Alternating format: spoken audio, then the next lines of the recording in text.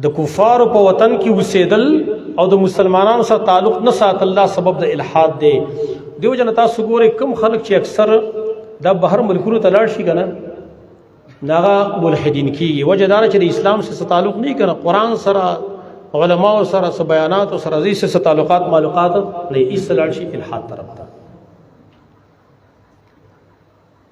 او کفار چې کوم دین هغه خو چلو ډېر لري، ای خو چې کړه داسې یو کس به مونی چې زمونږ معاشره تراغې زمونږ زه تراغې نوغه به قسمه قسم شبهات قسمه قسم وسوسه ای ته ورسې په دغه طریقه باندې اسلام ناغه متنفره کوي.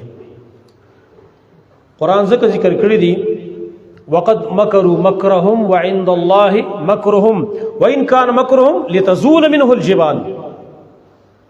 دی خلق خپل مکر فریب چل کړی دی کافرانو، الله سره دیو چل جواب شته اگر کړه دیو چل دومره دی چې غرونه ته زایل شي بنا په یو تفسیر باندې.